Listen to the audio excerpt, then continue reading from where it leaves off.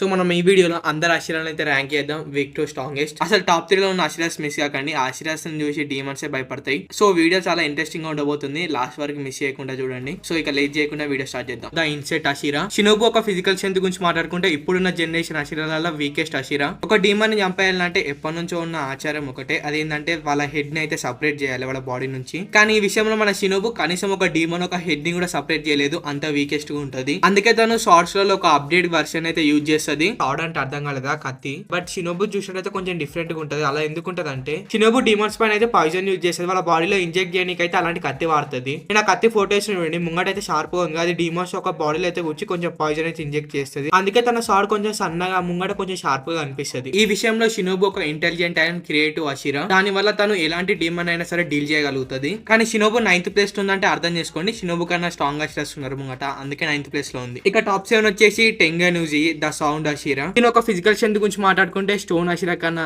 తక్కువనే ఉంటది అనుకోండి, ఎక్కువేం ఉండదు. నేను ఫిజికల్ స్ట్రెంత్ గురించి మాట్లాడుకుంటే టాప్ 2 లోకి వస్తాడు. టాప్ 1 లో ఓడి ఉంటారు మీకు తెలుసు. ఒకవేళ తన డిమోస్లేయర్ మార్క్ కూడా అన్లాక్ చేస్తే గాల్ లెవెల్ కి వెళ్ళిపోతాడు మామ, అందులో ఏ డౌట్ లేదు. ఒక డిమోస్లేయర్ అలాగే ఒక నింజా వల్ల తనకి జడ్జిమెంట్ ఎక్స్పీరియన్స్ అనేది చాలా బాగా ఉంటది. నా క్యారెక్టర్ గురించి పూర్తిగా అయితే మనకి అషీరా ట్రైనింగ్ ఆర్క్ లో తెలుస్తుంది. నెక్స్ట్ వాళ్ళు వచ్చేసి నాకు తెలిసి 7th 6th లో ఉన్న వాళ్ళని చూసి మీరు నన్ను ఖచ్చితంగా తిట్టుకుంటారు, ఎందుకంటే నేను చెప్పేది చాలా మంది ఒప్పుకోరు. నాకు తెలిసి చాలా మందికి ఇంకా తెలియదు వీళ్ళిద్దరు ఓల్ స్ట్రాంగ్ గా కూడా. ఈ వీడియోలో నేను క్లారిటీ ఇస్తాను. ఆ 7th ప్లేస్ లో అషీరా ఓల్ అంటే క్యోజిరో రింగోకు ద ఫ్లేమ్ అషీరా. ముగంటైన ఆర్క్ లో అయితే మనకి రింగోకు అయితే పరిచయం అయి ఉంటాడు. అదే ఆర్క్ లో మన రింగో కూడా చనిపోతాడు. అసలు రింగోకు చనిపోయినప్పుడు మీరు ఏడవకపోతే బ్రో మీకు అసలుకి హార్ట్ అనేది ఉందా? రింగోకు చనిపోయినప్పుడు కనీసం ఏడవకపోయినా గానీ మీ హార్ట్ లో కొంచెం ఎమోషన్ గా కూడా అనిపించలేదా? కనీసం అలా కూడా అనిపించకపోతే అది నీ ఒపీనియన్ బ్రో, నాకేం తెలుసు, కొంతమందికి అనిపిస్తుంది కొంతమందికి అనిపించదు, కానీ నేనేమనొద్దు. రింగోకు ఒక మోటివేషన్ అలాగే తన ఇన్స్పిరేషన్ స్పిరిట్ వల్ల చాలా మందికి నచ్చిండు. అప్పటి డీమన్ ముంగడ తను గెలవడానికి తెలిసినా కూడా తను చనిపోయేరాకైతే ఫైట్ చేసిండు. అలా ఫైట్ చేసే తను చనిపోయి ఆ ట్రైన్ లో ఉన్న వాళ్ళందరినీ అయితే సేవ్ చేసిండు. ఇప్పుడు తను అషీరా లాగా బతికి లేకపోయినా గానీ తను ఒక ట్రూ హీరో. అప్పటి డీమన్ ఆకాశరుట్ అయిన ఫైట్ లో గెలిచిన ఫైటర్. వాళ్ళ అమ్మ చెప్పిన మాట కోసం తన లైఫ్ ను తను కేర్ చేసుకోకుండా పక్క వాళ్ళని కాపాడుకుంటా చనిపోయిన ఒక గొప్ప కొడుకు.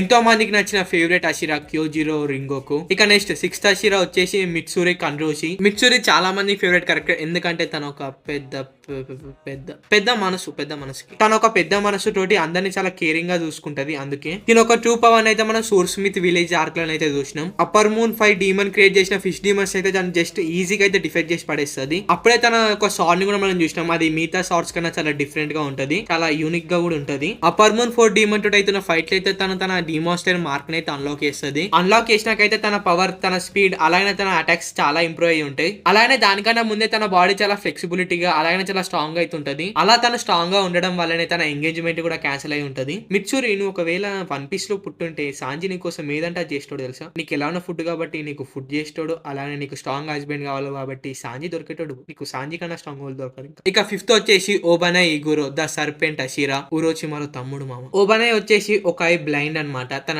ఐస్ ని చూస్తే మీరు డిఫరెన్స్ అయితే చెప్పేస్తారు, ఎందుకంటే అవి డిఫరెంట్ కలర్ లో ఉంటాయి.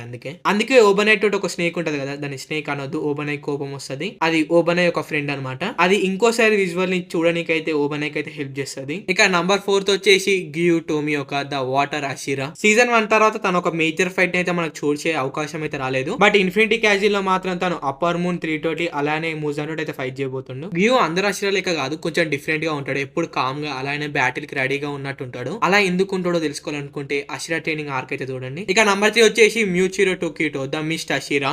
నాకు తెలిసి గియుని టాప్ 3 లో పెట్టొచ్చు కదా, మ్యూచిరో కన్నా గియు స్ట్రాంగ్ అని మీకు అనిపిస్తుండొచ్చు. కరెక్టే, వాళ్ళిద్దరు పవర్ లెవెల్ కి వచ్చేస్తే సేమ్ గానీ మ్యూచురో ఎందుకు టాప్ 3 లో ఉందంటే తిను అప్పర్ మూన్ 1 ఒక డిసెండెడ్, అలాగనే ఇన్ఫినిటీ క్యాజువల్ అప్పర్ మూన్ 1 తోటి తన లైఫ్ ని సాక్రిఫైస్ చేసి మరి గెలుస్తాడు. ఫైట్ అయిపోయాక బతుకుంటాడు, ఎందుకంటే కోకుషిబో చనిపోయిండు అని చూపెట్టినకి తర్వాత తిను కూడా పోతాడు. ఓ స్పాయిలర్ అయిపోతుంది కదా హ్యాండ్ మీద ఉన్న వాళ్ళకి, సారీ. తిను టాప్ 3 కి డిజర్వా కాదా అనేది మాంగా రీడ్ చేసిన వాళ్ళకి తెలుసు. ఒకసారి మాంగా రీడ్ చేసిన వాళ్ళు ఉంటే తిను టాప్ 3 కి డిజర్వా కాదా, ఎస్ఆర్ రాంగ్ అనేది కింద కామెంట్ చేసి చెప్పండి. ఇక నెక్స్ట్ టాప్ 2 వచ్చేసి సనేమి ద విండ్ అషీరా.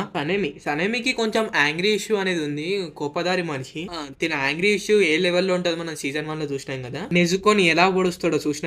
అయితే ఇప్పుడు ఈ యాంగ్రీ ఇష్యూ అనేది ఇన్ఫినిటీ క్యాజిన్ లో అప్పర్ మూన్ 1 ముంగట మూజన్ ముంగట పనిచేస్తుందో లేదో ఇన్ఫినిటీ క్యాజిన్ లో చూడండి, నేను చెప్పాను. అలాగనే తినకి డిమాన్స్ లో కర్స్ మార్క్ వస్తుంది, అలానే రెడ్ కలర్ షార్ట్ కూడా వస్తుంది. అలాగనే తిన పేరుకు తగ్గట్టే విండాజీరా కదా, అలాగనే గాల్లెక్కనే చాలా స్పీడ్ గా ఉంటాడు. ఇక తిన ఫిజికల్ స్ట్రెంత్ గురించి మాట్లాడుకుంటే తినటోటి ఫైట్ చేసేటప్పుడు డిమాన్స్ కి కళ్ళు తిరుగుతాయి మామ, అలా ఫైట్ చేస్తాడు. అలాగనే సనేమి తన బ్రీతింగ్ స్టైల్ ని చాలా బాగా కంట్రోల్ చేయగలుగుతాడు. టు బి ఫ్రాంక్ విన్ బ్రీతింగ్ కి తిను మాస్టర్ అని చెప్పొచ్చు, అలా కంట్రోల్ చేస్తాడు. ఇక ఫైనలీ ఫస్ట్ వచ్చేసి గియోమి హమేజిమా ద స్టోన్ అషిరా, సారీ నిజంగా చెప్పాలంటే ద అషిరా గాడ్. తిను సాన్ అయితే యూజ్ చేయడు, జైన్ ఫ్లేమ్ అలానే యాక్స్ అయితే యూజ్ చేస్తాడు. తన స్టోన్ బ్రీతింగ్ కి కరెక్ట్ మ్యాచింగ్ మామ ఇది. తిను ఇన్ఫినిటీ క్యాజిల్ అయితే అప్పర్ మూన్ 1 అలానే ముజాన్ అయితే ఫైట్ చేస్తాడు. జస్ట్ ఇమాజిన్ మామ, సౌండ్ అషిరా అలానే అప్పర్ మూన్ దాంట్లో వీకెస్ట్ డీమన్ ఫైట్ చేసుకుంటే గాడ్ లెవెల్ ఫైట్ సీన్ అయితే మనం చూసినాం. అయితే ఇప్పుడు అప్పర్ మూన్ 1 అలాగే స్ట్రాంగెస్ట్ అషిరా ఫైట్ చేసుకుంటే ఏ లెవెల్లో ఉంటది, డిమాస్టర్ యానిమేషన్ అంటే ఏ లెవెల్ ఉంటుందో తెలుసు కదా. ఈసారి సర్వాలు ఇవ్వడం కాదు, అంతకు మించి. సో ఇక మామ ఇది ర్యాంకింగ్, మీకు ఎలా అనిపించిందో కింద కామెంట్ చేయండి.